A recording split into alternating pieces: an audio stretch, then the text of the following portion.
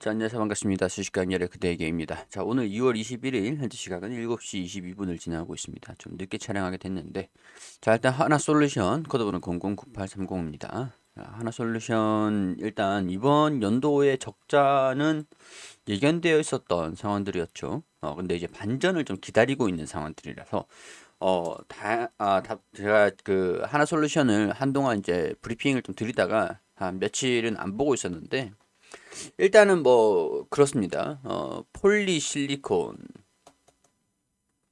Q셀 부분이죠. Q셀 부분에서 폴리실리콘의 가격의 가격 급등, 이게 지금 원가 부담으로 이어져서 원가 부담. 그래서 판매를 제가 이걸 김치로 좀 표현을 해드렸었는데, 김치를 만들 때 우리가 고춧가루라든가 아니면은 뭐 배추가 있죠. 배추라고 표현하기보다는 고춧가루 가격이 올라간 거다. 이렇게 표현을 좀 해드렸었어요. 김치를 우리 김장을 할 때 고춧가루 가격들이 김장철 되면 올라가잖아요. 배추값이랑 막 올라가잖아요.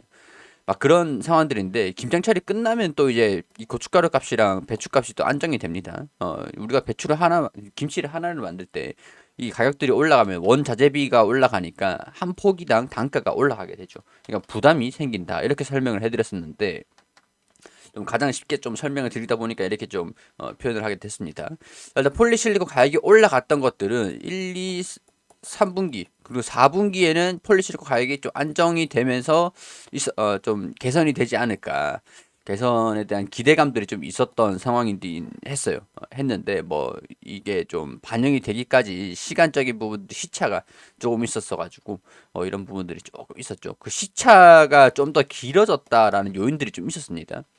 시차가 좀 짧았다라고 하면은 뭐 반영되는 이 가격의 안정, 이런 것들이 좀 반영되는 것들 때문에 개선이 되는 것들 한번 기대를 좀 해볼 수 있었던 상황들이 됐었을 것 같은데, 시차가 좀 길어지게 만들었던 요인들이 따로 있었더라고요. 바로 물류죠, 물류. 물동량이 지금 잠기면서 여기 대해서 지금 그러니까 뭐랄까, 이게 어 적재라고 표현을 하기보다 좀 표현 방법이 재고라고 표현을 해야 될 것 같아요. 재고라고.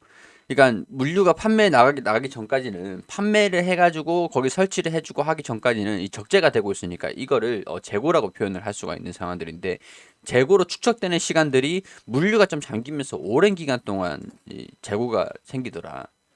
이게 창고에서 출하가 되지 않아서 재고가 쌓인 것보다는 출하가 됐는데도 불구하고 물동량에 대한 부분들 좀 이제 잠기다 보니까 이런 부분에서 좀 적자가 좀 심화됐다라고 표현을 좀 할 수가 있을 것 같습니다. 자, 이런 기본적인 것들은 판단을 하기 전에 우리가 좀 알고 이 그 하나솔루션에서 실적 발표, 4분기 실적 발표를 한 것들을 한번 살펴보자고요. 자, 이런 것들을 좀 알고 있는 상태에서 보시는 게 도움이 되실 겁니다. 일단 큐셀 부분이고 케미칼 부분. 케미칼은 수익이 굉장히 좀 잘 났더라고요. 수익이 잘 났습니다. 자, 이 내용들을 보면, 자, 2021년, 재작년이죠. 작년 4분기의 실적을 지금 발표를 한 거라서, 이번에 발표를 한 거라서 2021년도를 경영 실적이라고 보시면 됩니다. 자, 매출이 잘 나왔어요. 첨단 소재도 뭐 잘 나왔고, 이 정도면 매출은 잘 나왔는데 영업이익의 Q셀 부분에서 적자가 좀 났더라. 적자가 Q셀 부분에서. 근데 케미칼 부분에서 흑자로 그래도 좀 적자를 좀 키우진 않았고, 영업이익이 좀 줄어들긴 했는데, 그래도 2021년도는 흑자를 달성하기는 했다. 흑자가 커졌죠. 일단 2020년도보다는 영업이익의 증가, 그리고 매출 증가, 단기 순이익도 증가가 됐잖아요. 증가가 됐기 때문에 Q셀이 이거를 다 견인했구나. 근데 이거는 1, 2, 3분기 다 똑같았었거든요. 이거는 뭐 당연한 예견을 했었던 그런 상황들이라서 딱히 뭐 이렇다 할 그런 내용들은 아니라고 말씀드릴 수가 있을 것 같습니다. 다행스럽게도 일단은 흑자가 났다. 영업이익이 이렇게 보시면 될 것 같고, 4분기도 Q셀 부분에서 매출은 성장을 했습니다. 3분기 대비해가지고 케미칼도 성장을 했고, 뭐 첨단 소재라든가 갤러리아 이런 쪽으로도 뭐 매출 부분들이 성장을 하긴 했어요. 성장을 15% 정도, 3분기 대비해서 4분기가 15% 정도 성장을 했는데, 오히려 Q셀 부분에서 마이너스가 심화되고 케미칼 부분에서 여기 보면 물류비 부담 증가 때문에 마이너스가 됐고 일회성 성과금 반영 이런 것들 원료가 인상 성과금 반영이 첨단 소재는 적자가 좀 났다. 그래서 4분기 실적이 뭐 통상적으로 일회성 비용들이 좀 반영되면서 적자가 좀 심하게 났더라. 이렇게 얘기를 하고 있는 상황들이에요. 근데 판매량 증가됐고 소재 매출 증가, 전반적으로 매출 같은 경우에는 뭐 성수기 그런 것들을 좀 맞아가지고 많이 올라가긴 했습니다. 연간 시장 2022년도 올해 연간 시장 전망들 보면 미국은 태양광 수요가 극지일 거다. 유럽도 그렇고 한국은 뭐 미국, 유럽, 중국보다 좀 낮지만 일단은 유럽 같은 경우에서 시장 규모가 20기가와트에서 30기가와트, 미국은 20기가와트, 중국은 60기가와트 시장으로 선장할 것으로 전망을 하고 있는 상황들인데 한국 같은 경우는 4기가와트 정도죠. 4기가와트. 우리 이 큐셀 부분이 적자가 가장 심하잖아요. 매출이 계속 증가가 되고 있는 상황들이긴 한데 어찌됐든 간에 매출은 증가가 되고 있어요. 근데 판매를 하면 할수록 적자더라. 그렇게 볼 수 있는 내용들이 판매량이 증가가 됐는데 원가라든가 물류비 상승으로 적자가 확대가 됐다. 배에 올라타 있는 시간들이 이 배를 내리지 못하기 때문에 물건을 내리지 못하고 배에 이제 올라타 있는 시간들이 계속 오래됐죠. 재고인 상태에서 있는 시간들이 증가가 됐어요. 그렇기 때문에 물류비가 좀 상승을 하게 됐다. 물류 공급망 적재, 판매량 감소, 물류비 지속으로 적자가 지속될 것으로 전망은 되고 있는 상황이다. 1분기까지는. 그런데 하반기 될수록 이런 것들이 좀 해소가 되는지 좀 지켜봐야 되는 상황들이다. 라고 얘기를 하고 있는 상황이에요. 가상소다라든가 PVC라든가 시황 강세도 불구하고 성과급이라든가 일회성 비용들이 반영이 돼서 영업이익이 조금 감소가 됐다. 일회성 비용 기저 효과에도 불구하고 유가 그러니까 일회성 비용들 이제 뭐 성과금이라든가 뭐 물류라든가 그런 쪽에 좀 해소가 될 것이다라고 보고 있는 상황인데 이런 것들에도 불구하고 유가가 좀 상승을 해서 영업이익이 축소가 좀 될 것으로 1분기에 지금 이제 1분기거든요. 지금 상황들은 좀 그렇다. 이렇게 얘기를 하는 부분들이고 뭐 큐셀 케미칼 뭐 그리고 첨단 소재 부분들이고 갤러리아 이 첨단 소재나 갤러리아는 그렇게 크진 않기 때문에 넘어가도록 하겠습니다. 자, 이런 것들을 전반적으로 봤을 때는 물류비 증가라든가 주요 제품의 가격이 올라가 가지고 매출은 좀 잘 났으나 원가도 같이 올라가서 부담이 조금 생겼다. 이렇게 확인할 수 있는 내용들이 되겠죠. 뭐 쭉쭉 뭐 다양한 내용들이 좀 많은 상황들인데 일단은 실적에 대한 부분들은 그렇게 보시면 될 것 같고요. 지난 2월 17일쯤이었을 겁니다. 2월 17일, 2월 17일 뭐 유상증자를 결정을 했다라는 내용들이 나왔어요. 이 내용들을 보면은 하나 큐셀의 유상증자를 발표를 한 거예요. 근데 하나 큐셀이 나스닥에 상장을 했다가 지금 상장 폐지를 해서 하나 솔루션 밑으로 지금 깔려 있는 그런 상황들이거든요. 근데 이런 상황들에서 유상증자를 발표를 했던 것들을 보면은 나스닥에서 상장 폐지를 해가지고 하나 큐셀로 편입을 시키고 뭐 이런 일련의 과정들이 산업을 확장시키기 위한 그 상장 폐지다. 그런 요인들이었는데 하나큐셀 같은 경우서 이번에 한 몇 차례 유상증자를 하긴 했었을 겁니다.